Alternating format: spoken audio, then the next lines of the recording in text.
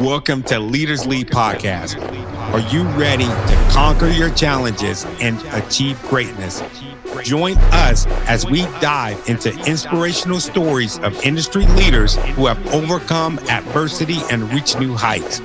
Get ready for electrifying insights and captivating conversations that will ignite your passions for success. This is your go-to show for empowerment, growth, and leadership. Buckle up. Leaders Lead Podcast is here to take you on a transformational ride. We'll jump back into your episode in a minute, but first let me ask you something. Are you great at what you do, but it still feels like no one really sees you as the go-to expert in your space? You're showing up, maybe putting out content, speaking on a few podcasts, but the visibility, the growth, the income, it still feels out of reach. That's exactly why I created the Experts Blueprint. It's a step-by-step system that I use to help coaches, consultants, and purpose-driven experts finally get visible, grow your loyal audience, and turn their message into income. Inside, I'll show you how to craft your story so people actually remember it, build a platform that works for you 24/7, and create content that builds trust and moves people into action. If you're ready to stop being overlooked and start getting the recognition, the results that you deserve, join the waitlist by emailing me at info@tonytaylorinspires.com. Let's build something real. Let's get you seen. Welcome back to your episode.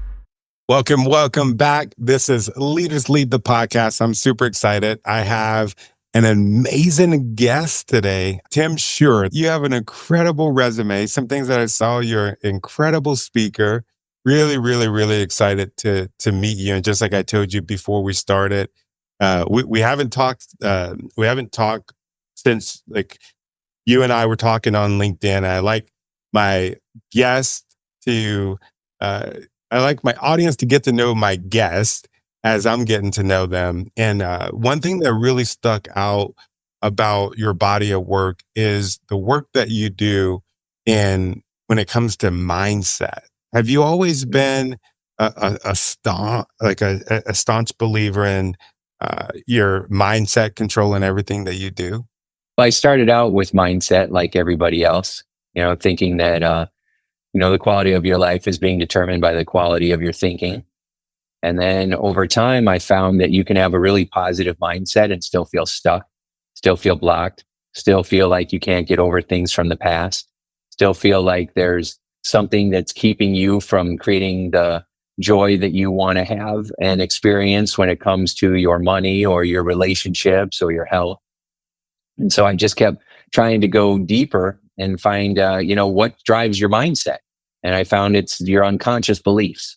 And so after 36 years of studying human behavior and 30 years being in the trenches, working with people on every issue that they have, trying to get them unstuck and trying to figure out what produces the fastest results, the biggest results that last, that are sustainable.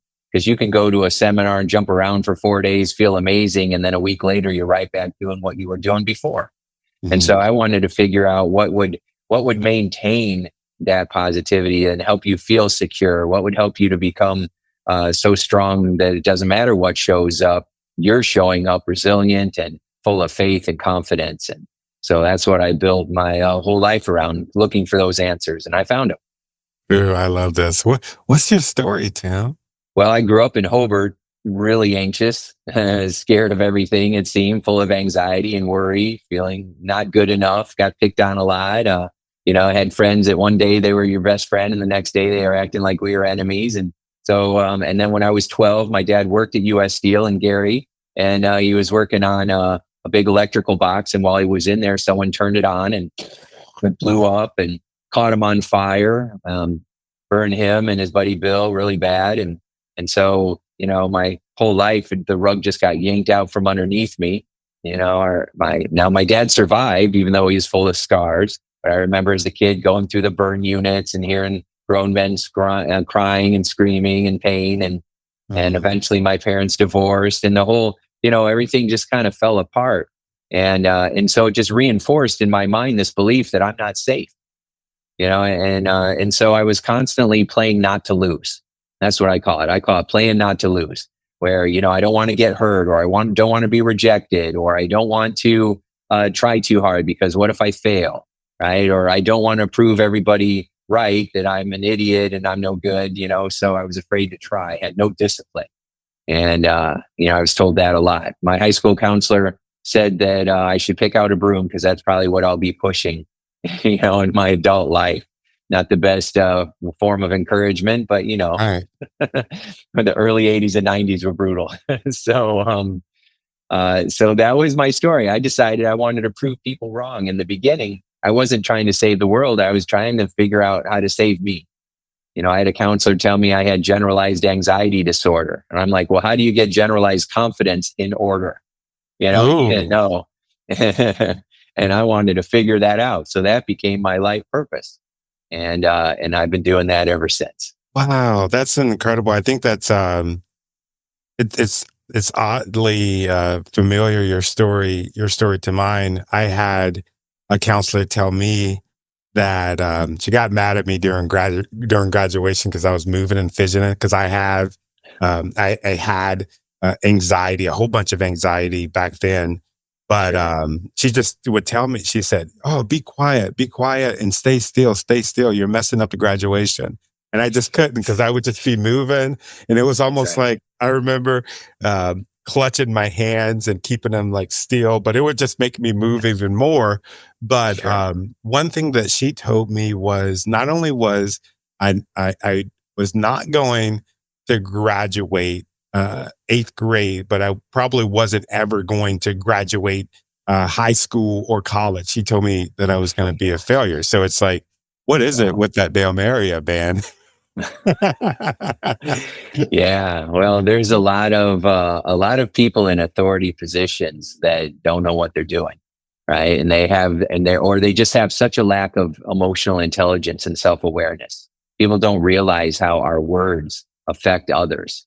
And and we grew up in a time where everybody was so sarcastic. I mean, you cut everybody down, that's what you did, right? And people didn't realize how much it hurt. We thought we were all just goofing around. But those words can cut.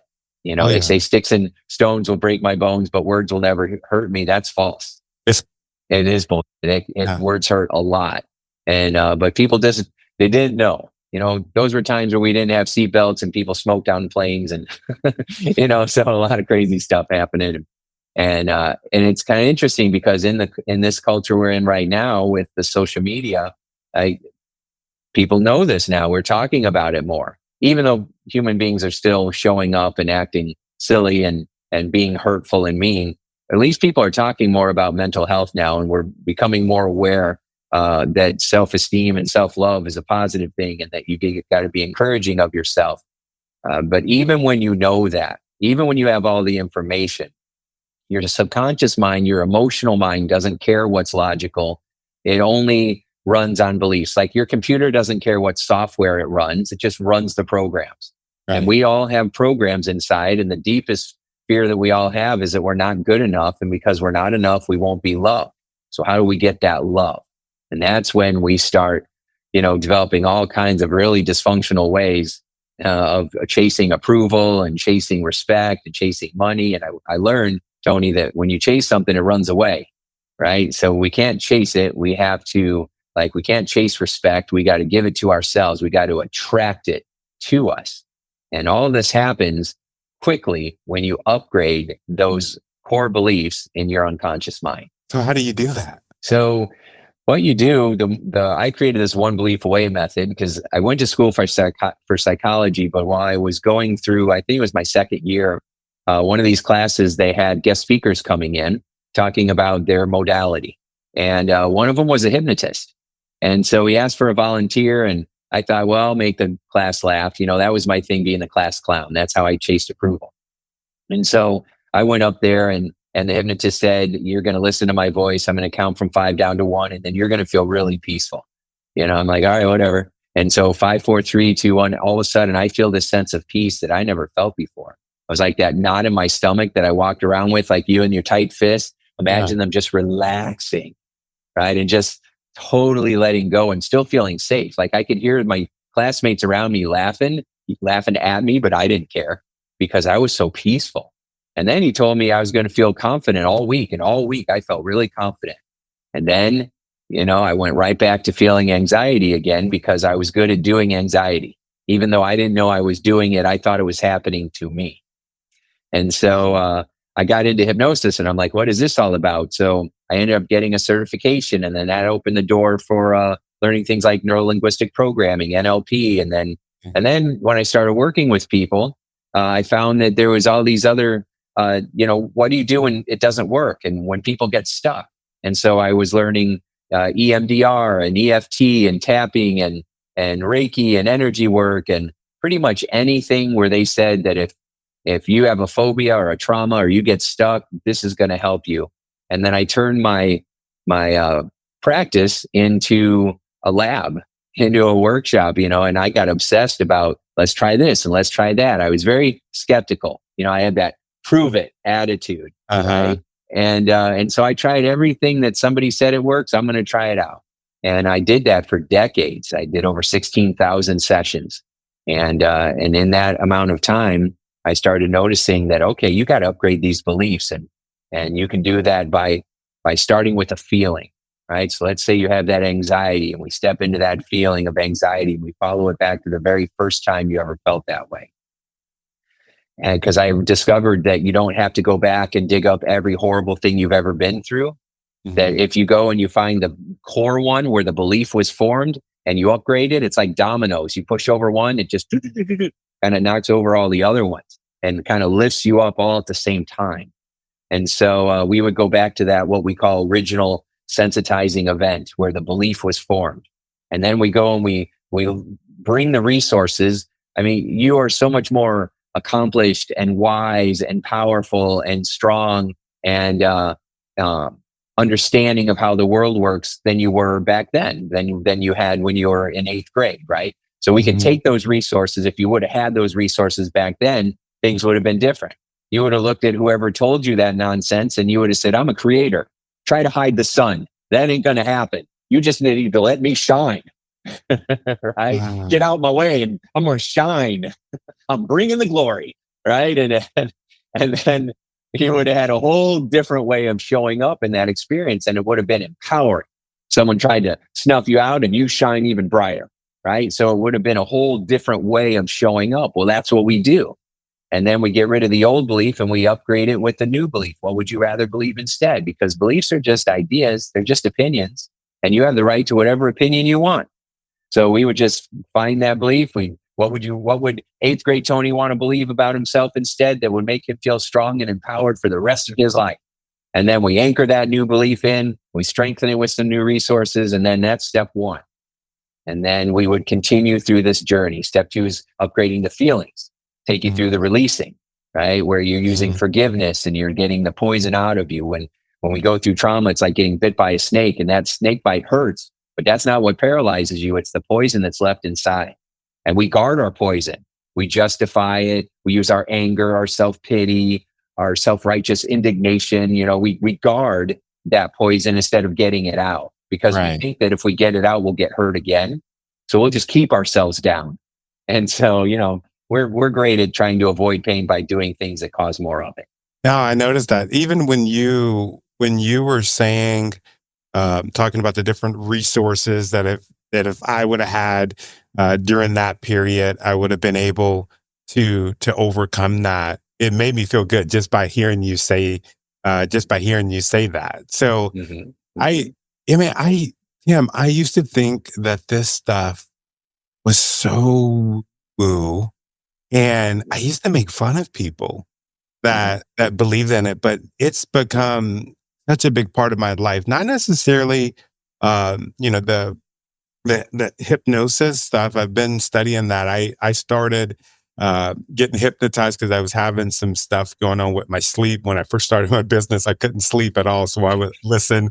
I would get hypnotized and go to sleep, but then it started working, and I would notice and I would realize that the things that were being repeated, these affirmations that were being repeated all over and over and over inside of my head, I started to believe it. I'm just like, this makes no sense. And I would just have weird things happen. Like Say for instance, I can never, Blaine, Barlett.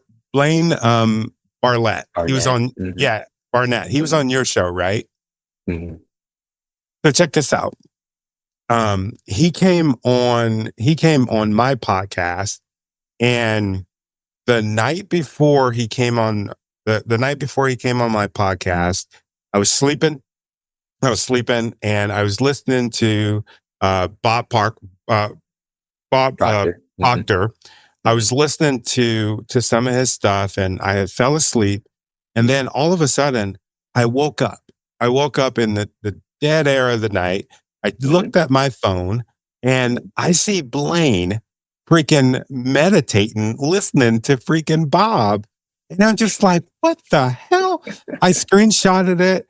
I woke my wife up. I said, look at this. This is the guy that I'm interviewing tomorrow. And I sent Blaine a message, and I said, dude, you would never freaking believe what just happened. I just saw you 3:00 in the morning, freaking, meditating in the audience. And I mean, he wasn't on the stage, Tim. He was in the freaking audience, and the camera just panned over to him. And Blaine said, yeah, if Bob saw this, he would think that it was glorious. And then he went on to the next subject like it was nothing. And I was just like, oh my God, that is incredible. And something else happened too, where I was reading, I got an audio book. This was probably about a month and a half ago. I got an audio book, and I was listening to hypnotic writing. Joe Vitale. I was listening to hypnotic writing.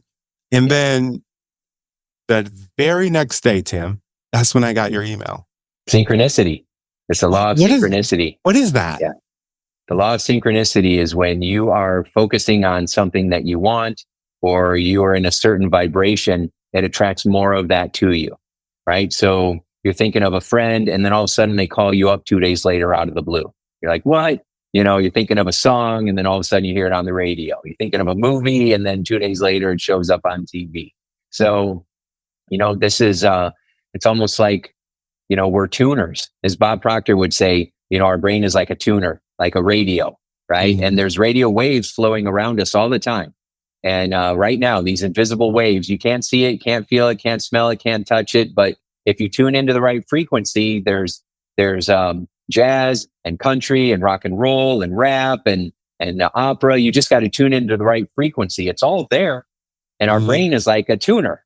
And so what you want is already here, now here. The letters now, here, and nowhere, it's the same exact letters.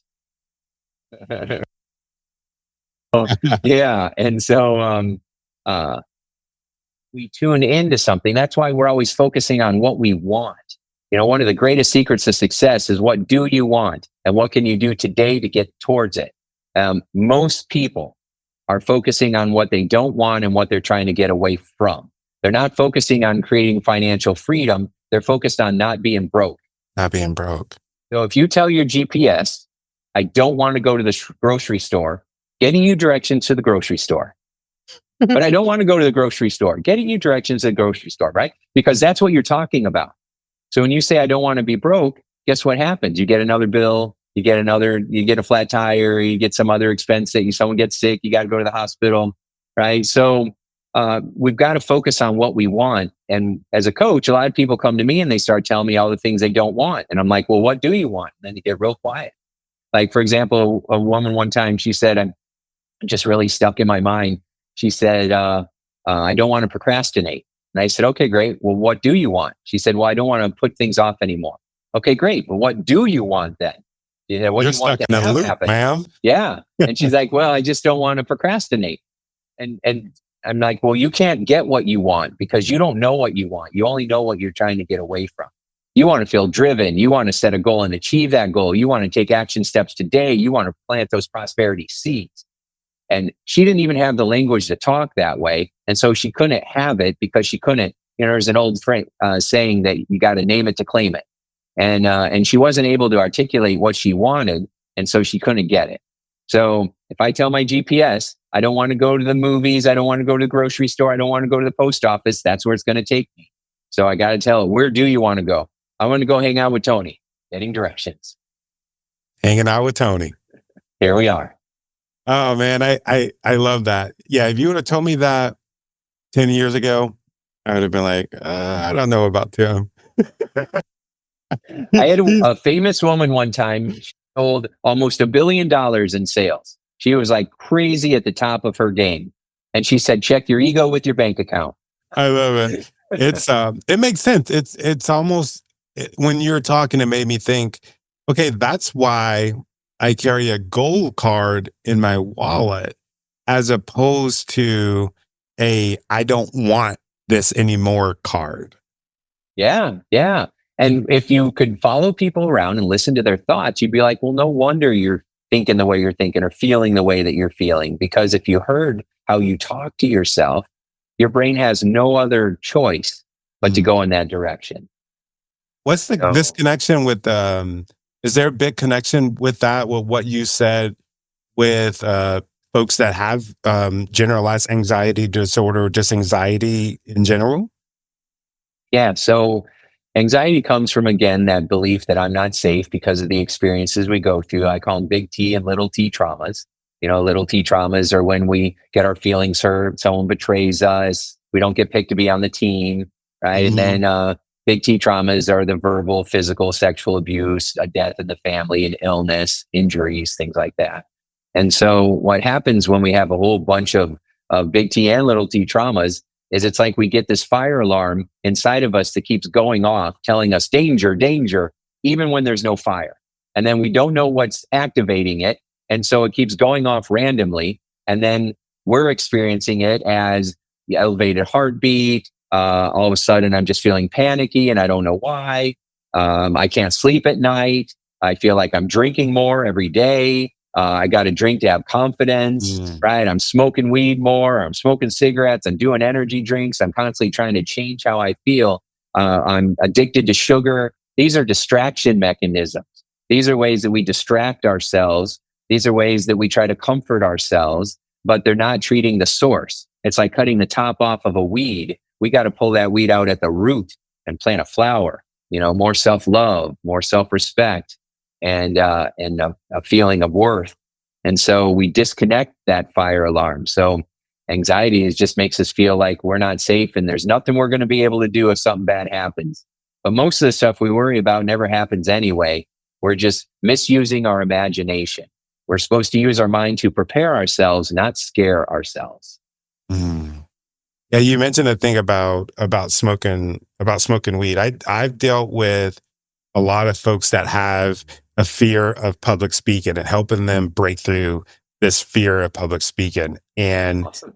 I would say 90% of the people that I've talked to, they would say, "Oh yeah, I've been smoking marijuana and, for the last 15, 20 years, that's what helped me." And I'm like, well, okay, well, why are you here seeing me if that's helping you? why are you here? Do Right. you get that a lot? And if you will, maybe speak on, maybe your experiences of seeing people bury or think that they're burying this fear, but it ultimately grows to be like a monster because they're burying it in weed or burying it in alcohol or food or whatever. Do you see that quite a bit?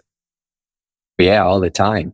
Yeah, people have come to me for everything there is. And usually they come to me as a last result, right? Or a last resort, right? Because they've tried therapy and they've tried cold turkey and they've tried rehab and they've tried all kinds of different things and nothing really has worked. And sometimes people know why, what their demons are and other people don't.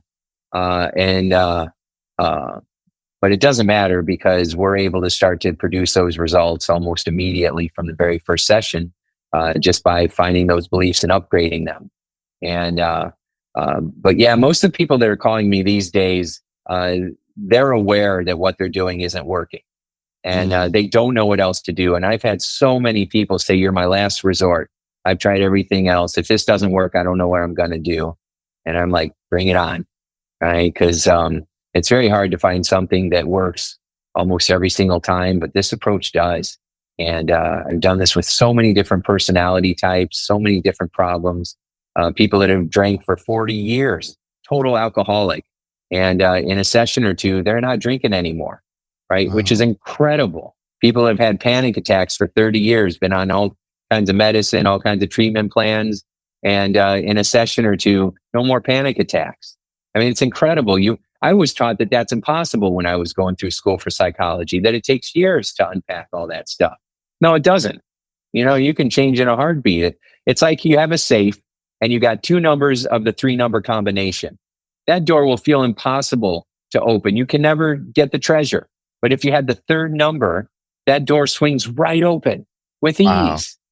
And so that's the power of upgrading your unconscious beliefs.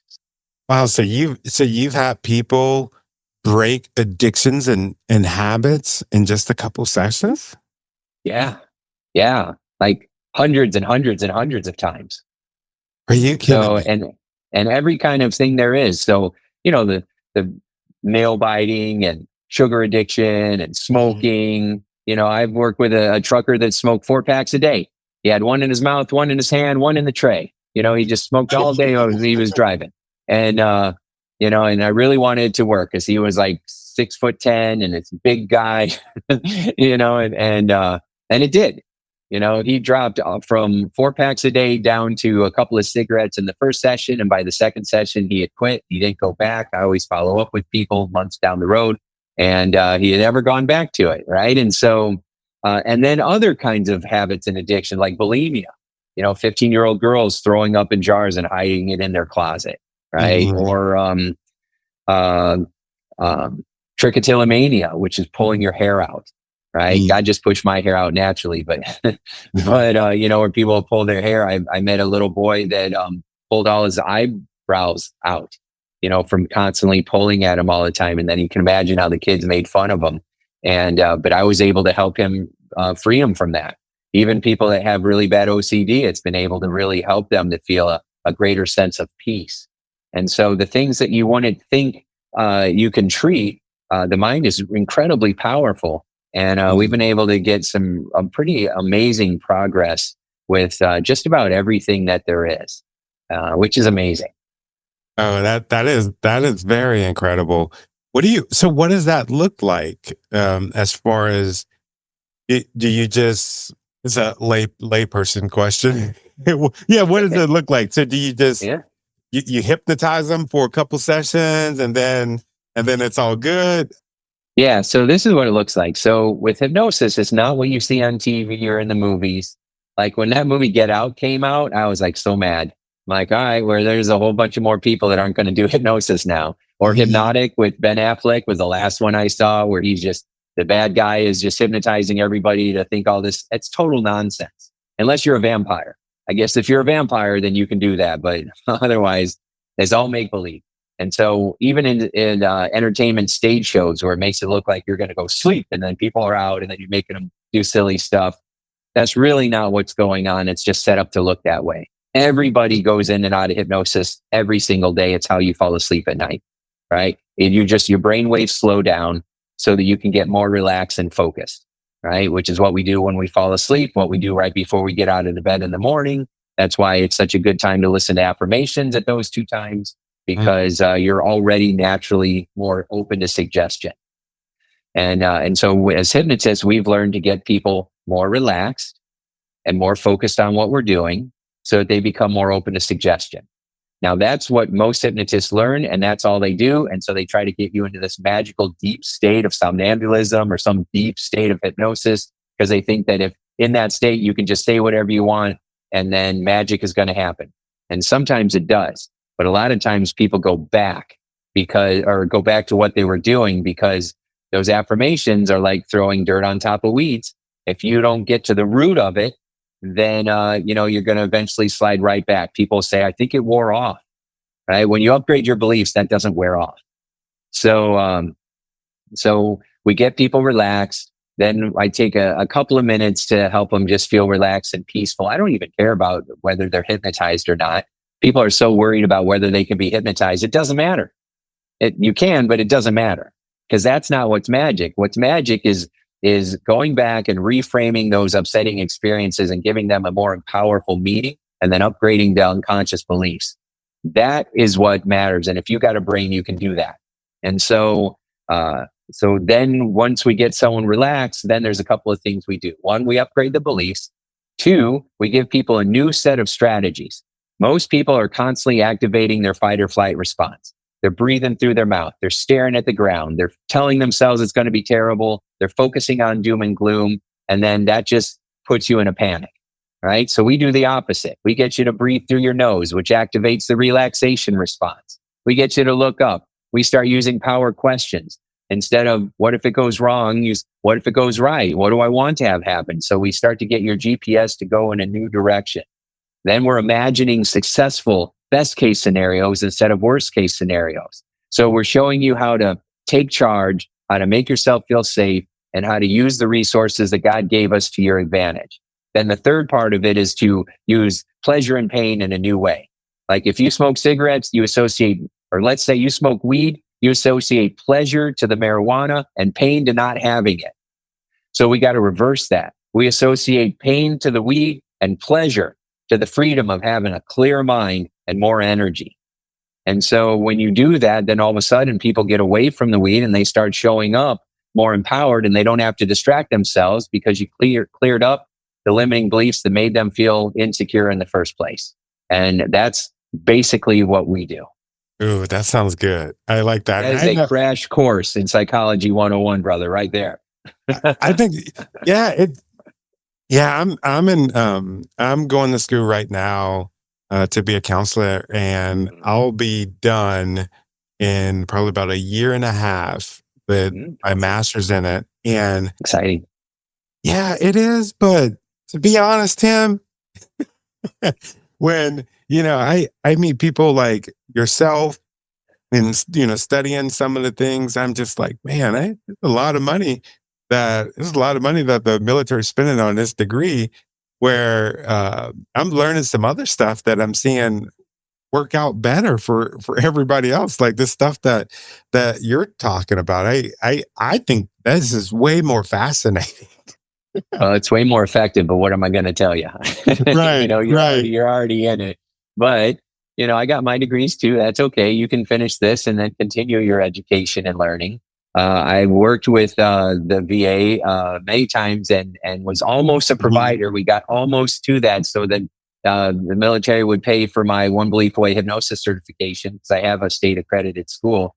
But I'm doing it all virtual now. And because I didn't have a physical office, they wouldn't approve me. So after a year of all the loopholes and everything, I'm working with the military and a lot of loopholes. And What year was this? 89?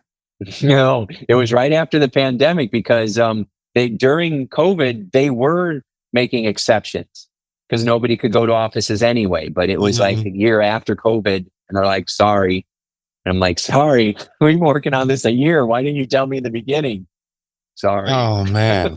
And you're doing, and I saw you're doing some really powerful stuff with the military. I looked at a documentary that you did, and oh my God, if our veterans had this stuff in their hand, as opposed to the hundreds and thousands of pills that the VA gives everybody. And I've been in that circumstance, my father-in-law in that circumstance. I'm talking about big freaking jugs of pills that they give you. If they gave us, the resource of, One Belief Away, I can only imagine the difference that you would be able to make, instead of, like, all of these veterans, they're going to the VA and they're blowing their brains out because they don't have any hope. Yeah, I've got quite a few veterans who, combat veterans that did a couple of tours and had all kinds of PTSD, and they thought that hypnosis was a bunch of BS, and but their wives were on them, And then one guy, he came to me and he said, "Well, I want to stop smoking." And he didn't think that was going to work. So then I helped him stop smoking, and it did work. And he was like, wow. So then 3 months later, he built up the courage, and it's funny, he had to build up the courage to call me again, because this guy's, a warrior. He's a tough dude, but he had, but he called me up and he's like, hey, I'm thinking, I want to talk about some of this stuff. I'm effing tired of going to funerals and burying my buddies. He says, more of us die from suicide than from war. Mm-hmm. And so I'm like, well, let's do this. I can help you. And he's like, all right, and so I did. I helped him, and he ended up getting certified. And now he is, it completely changed his life. And now he is helping his brothers and sisters in the armed forces. And it gives him a whole new level of meaning, so he can continue to contribute, because veterans are amazing human beings, and they want to continue to add value and lift people up instead of some of the, darkness you have to do, which is part of the job. And so, it's a beautiful thing. So you're exactly right, Tony. And it's just about education. I'm so grateful that you have this show, and that you're spreading the word, and that you had me come on and talk with you, because it is it is a huge difference of the quality of life that you can have, and maybe the life you would have, it could save another life. If you hear this and you share it with your friend who's a veteran, and then maybe they're like, you know what, maybe I'll try this out. Maybe I'll look into it a little bit more. And then Tony says it's all right, then maybe I'll check it out. And you're literally, the show is saving lives. Thanks, man. I got chills. When you said that. That's definitely the direction that we headed towards from the beginning of the show, is to save a life. One person that could be listening. I would rather be millions listening, but if one person is listening and they could help support them on their journey, then, oh my God, I love it. You and I both are from steel mill families. Mm-hmm. How did that upbringing shape or mold the person that you are today? Because what I see is, I see a strong, I see a positive, I see helpful, I see supportive. Has that always been the case? No, I see that in you too. And what we've done is we've taken our pain and we've turned it into our purpose. Right. Plus, in Indiana, there's a lot of farmers around. And so they know that things grow better in manure. So we've both taken the crap from our past and use it to grow our future. I like that. You say that as I'm knee deep in this gardening stuff, and I've heard you say that before. When I was doing some research on you, I was like, oh man, he gets it. He gets it. I love this stuff. So, gratitude. That was something else I wanted you to touch on. That's a big component to what you do as well, right? Yes. Every morning, the first thought I have is, thank you, Jesus, for another day. Thank you for allowing me to create. Thank you for allowing me to have this day. I'm excited to see what wonderful adventures you have in store for me.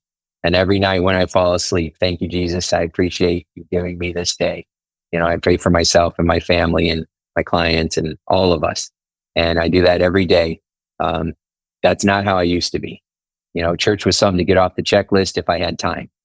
I would usually go to bed trying to figure out what I was going to do to make another $1 tomorrow. Mm-hmm. And then I would wake up and I'd be worrying about, what's going to fall apart and what's not going to happen and who's going to cancel on me. And, so I was always battling with the fear. I was always battling with the worries, and I couldn't turn it off. And so I'm my own best client. I write books that I needed. Get out of your own way, and One Belief Away, and The Power of Optimism.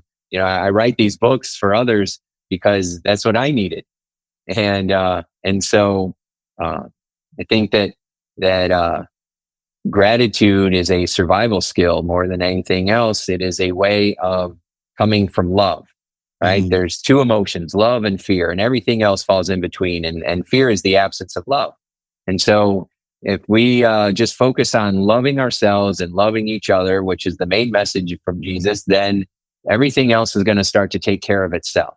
But we have a really hard time loving ourselves, and we have a really hard time loving others. And so there it is. So gratitude is a way of it's an action. right? It's not Yeah. something you feel, it's something you do, just like love is a verb. It's something that you do. And when you do that, you put it out there, it comes back. That right there made me think about stinking thinking Tony, where before I would be like, Yeah. oh, fuck, I got to go to school in the morning. I got to go. I got to go. I got an interview tomorrow. All these things to do. But Yeah. I noticed that, and it wasn't even on purpose, where I started saying, oh, yeah, man, I got an interview with him tomorrow. This is going to be amazing. Guess what? I wake up and I feel amazing, and the interview is amazing. Or go to class. Oh, I'm so happy I have the opportunity to go to school in my 40s. Oh man, I can't believe that. This is so incredible. When I tell myself that stuff instead of all the other stuff, I feel so good. I feel so good doing it, and the results are always better. Yeah. And it's interesting because you didn't have to have the results to feel better.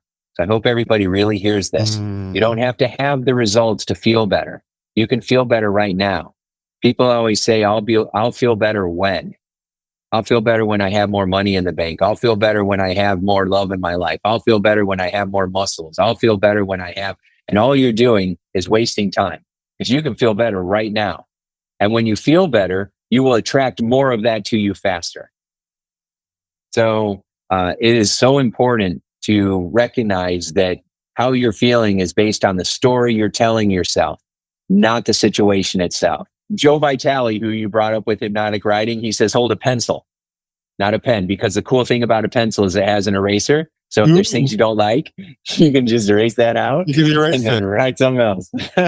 I love that. And I've never heard that. That is so cool because we're the author of our lives, not anybody else. And that's one thing, and I didn't even think about getting into the whole anxiety piece, but man, it's rampant among people right now. There's so many people that on the outside, they're confident, they're doing their thing. Like the folks that I talk to, they could have companies worth $1 billion, but then when you talk to them, they're afraid. It is. And I think it's always been rampant. It's just that we're talking about it now. It's more okay to talk about. And because of the social media, everybody is using these apps like a journal. Yeah. They're journaling now, in a video, today's number 12 of my depression, and so, it's kind of a thing now. Everybody's talking about my anxiety and my depression, and there's so many catchphrases now. Everybody's a narcissist and everybody's gaslighting. I mean, it's a really interesting time. That's interesting that you say that, because I was looking at a video yesterday, and me and my mom, we talk about this quite a bit as far as like, my mom's generation. My mom is in her 70s now, and she says that nobody's talking about mental health, and me growing up, I don't remember ever. Well, I've never went to the only counselor that I went to was the counselor that I told you about that told me I was going to fail. Right. But that was inside of school. I never did any of that stuff. But now, now we have what you were just talking about, where if you're scrolling on Instagram, they'll tell you everything that's going wrong with their life. And I'm just thinking, is there a part of that? Is that stinking thinking, or is that helpful? Well, it depends on the intention. And even then, right? So it can be helpful that you're not holding it all in, that you're sharing it. You're taking a risk if you're doing it online, because there's going to be people that jump up that are going to want to just be mean, right? And you don't need that when you're vulnerable. So, but there is some value to sharing that online if you're trying to connect with others or you're trying to get help, right?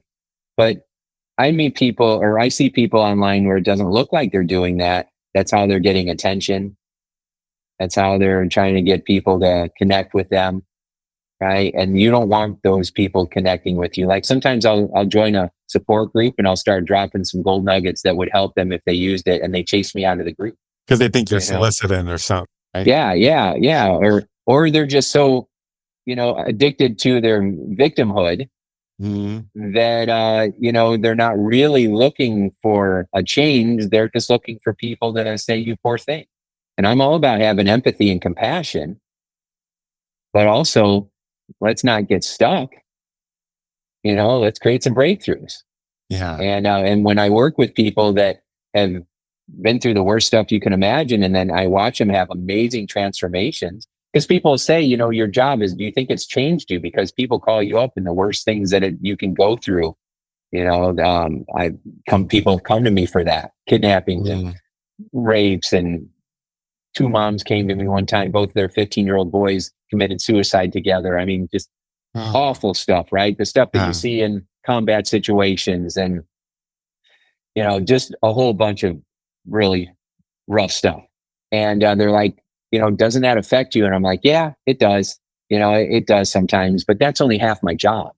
The other half is witnessing the breakthroughs, watching these people go from holding back to shining brightly, going from not feeling like they're worthy of love to loving themselves and knowing that God loves them and I love them, and filling up with love. People that were so afraid to put themselves out there. And one guy, he was so afraid to make videos. And then we did a session, and then he started sending me his videos. And he said, I got carried away. I made 150 videos, extreme stuff. And then, you mentioned Joe Vitale. They made a movie about him. It comes out, it hits theaters in California next month, called Zero Limits.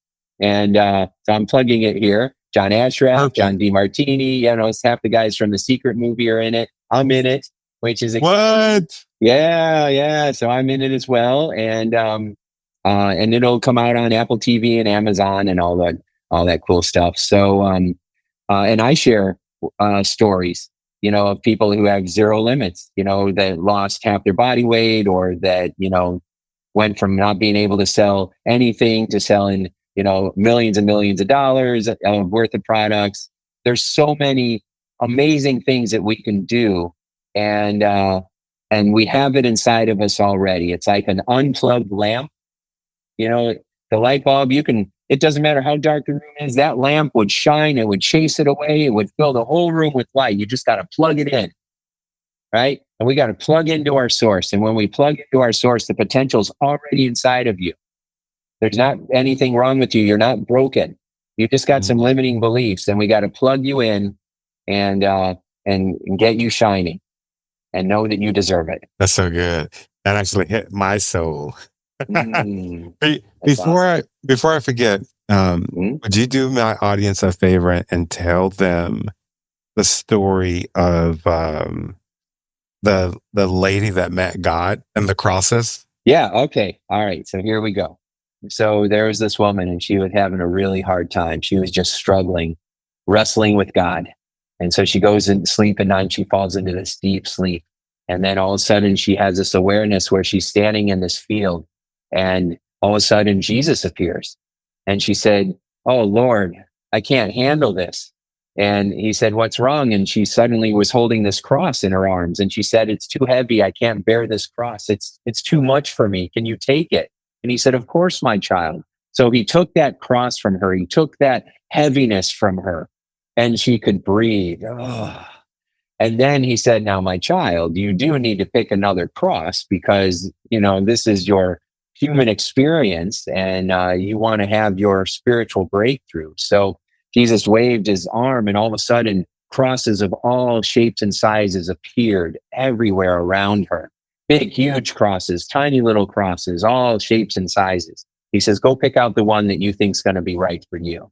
So she put a lot of thought into this. Okay, let me look around. So she saw some really big crosses. She's like, I'm not built for that. I know some people are, God bless them, but I can't do that. And then she saw other little crosses, and she's like, you know what? I'm tougher than that. I've been through some stuff. I want to be challenged. And so she finally found this cross, not too big, not too small, just enough to push her out of her comfort zone so that she could have her best, most fulfilling life at the end of it all. She grabs that cross. She triumphantly walks over to Jesus, and she says, "Here, Lord, this is the one that I want." And Jesus just smiled at her, and he said, "But my child, that's the one you just gave me." Oh man. That- That one gives me chills every time. You're one hell of a speaker. And when I was watching some of your stuff, I was just like, man, I can hear the influence. I can hear Les Brown. I can hear Oh, yeah. I can hear Bob Proctor. Yeah, dude, I definitely could hear that the Bob Proctor. I love the way that you speak. You're an incredible speaker. Have you always been such a good speaker? No, I was terrified. And that's a big compliment. So thank you, especially with Les, because I love Les. He is amazing. And we got to be friends, and he's an amazing guy. And so, and the best speaker I've ever heard. So to this Next day, time you talk to Les, tell him Tony said he needs to hurry up and get his podcast up and going. yeah. Yeah, I get it. Well, he's going to be 80 years old here pretty soon. So he's still hustling though.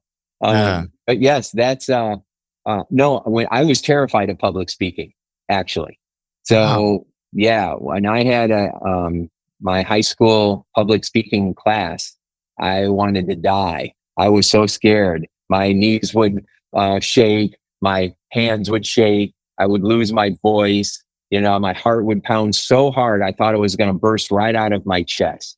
I was just so scared of speaking in front of others. And I was just so afraid that, they were going to throw rotten fruit at me. I don't know what I was afraid of, but I was horrified of public speaking. So the fact that I love it now it's such a testament to what's possible, because I had that potential then. It was inside of me, but I wasn't plugged in. Right. And so, and I had the exact opposite. I would have, I always say that fear, FEAR, funny Les Brown story. I was talking to him and we were trading acronyms back and forth. Right. As speakers, we're always trying, right. We're always trying to memorize quotes, acronyms and stuff. And so, and he said it was false evidence appearing real. And I said it stood FEAR stood for F everything and run. And he's like, I'm praying for you, Tim. And so, but it can also turn into feeling excited and ready, right? Or finding excuses and reasons to win. We can take what we're afraid of and we can turn that into the mission. My mission is to conquer this fear. If I don't know how to do something, the problem becomes the path. The problem becomes the mission. If I don't know how to do something, now I know that I need to find someone to do something. And the more I resist, the bigger the breakthrough is going to be for me. Because your biggest breakthroughs are hiding in the places you don't want to go. If you want to create a breakthrough today, look at where you're resisting.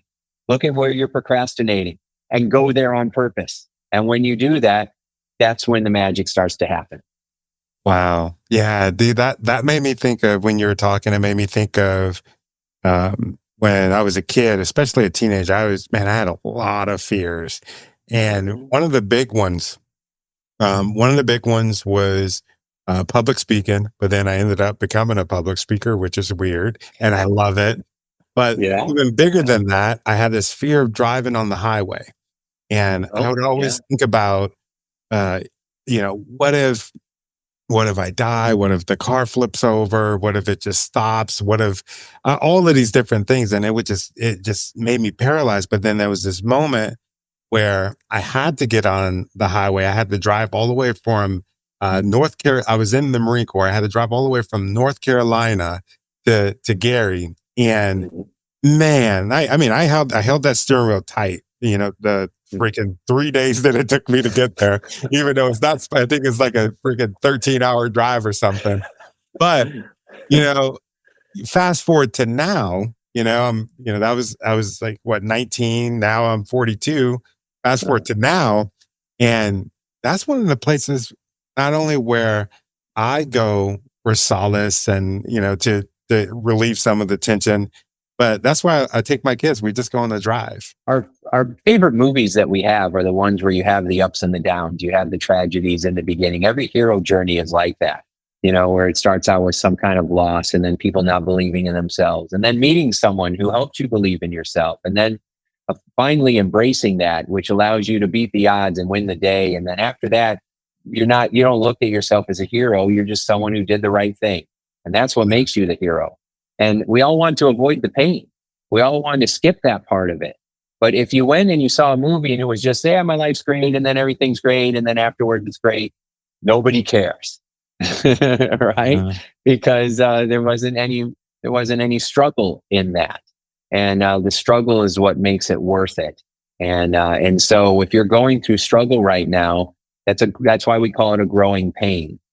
Just hang in there, and then focus on what you want and who you want to become through pursuing your goals. It's not about getting the goal. It's about who you become in the pursuit of that goal. Yeah, it makes me think of, is it Michael Haig's, A Hero's Two Stories? Is that the name of it? That's what that made me think of. Yeah. Tim, you're a beautiful storyteller. And I know that, our folks, they're looking at this, they're listening to this, and they're just like, you know what? I would love for Tim to help me be able to change the story that I'm telling in my life. How could they reach out to you? How could they make this happen? Because I can just feel it right now. People that are listening to this, they're like, I want him to do that to me. I want him to change my stinking thinking. And I know you got a book that's coming out too. Maybe that could be something that can help him. How can we help? How can we help him? Well, you can go to Amazon and get one of my books. One Belief Away is the last one I wrote with Joe Vitale. So that's the best way to get it as fast as possible. I also took all of my free training, which there's a lot over the last 30 years, and put it into one place. I call it my secret training ball. And so I can give you that link and we can put it in the show notes. Perfect. And as a reward for, you got to subscribe to the podcast. If you're subscribed to the podcast, we'll give you this free link. And then you can get all that training for free. And then there's ways to reach out. You can go to indiehypnosis.com and get a hold of me that way. So thank you for asking. That is beautiful. I love that you told them that they got to go and subscribe to the podcast. I love that. I love that. Yeah, you got to give if you're going to take. Yeah, and I believe that. I believe that. I have some training courses, some that people have paid upwards of $3,000 for, and then I have some stuff that's worth the same or more where I've given people for free. And the people that I give stuff for free, I'll go and I'll look at the profile and I'm just like, damn, they never opened this. Right? No, because psychologically, you get what you pay for. So if you pay $3,000, you're going to make your money back. You're going to 10X that. And if you get it for free, you're going to 10X free. Yeah. So, my free trainings are all pointing you to some program. They're going to give you a lot of value. And then once you're going to get value, then you got to pay because that's for you. I win too. You win as well when people buy our products, obviously, right? Or our coaching programs. But they win because they're invested. They take it serious. And, the more you put in, the more you're going to get out of it. That's how it works. Perfect. Any final words for anybody that's out there right now that are feeling stuck? I mean, we have entrepreneurs that listen to this show, leaders, and, like I said, outside, everything's good, making a lot of money, but on the inside, they're freaking crumbling and they're feeling like giving up. Is there a message that you can give to those folks that are crumbling so that they don't give up?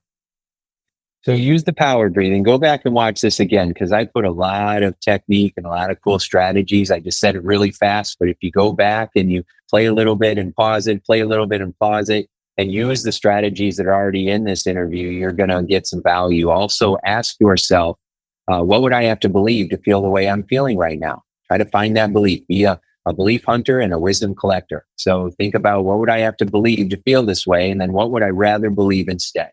And just always remember, you are amazing. You're more than enough. The potential is already inside of you. You are loved. And you just got to recognize that you're one belief away from your next big breakthrough. You got this. And Tony and I both believe in you. Wise words. I think we could land this plane at that. Thank you so much, Tim. It's been an absolute pleasure. Thank you, Tony. Thank you for allowing me to travel with you on your journey. I want to say thank you for the things that you're doing, the things that you've done, and the things that you're going to do, because I know that you're going to do something truly amazing. Remember, I'm here to stand by you as you chase your dreams, lead with greatness, and continue to make a difference. Don't forget to subscribe to the podcast so that you can be notified every time we drop a new episode. I'll see you next time on Leaders Lead the Podcast. Peace.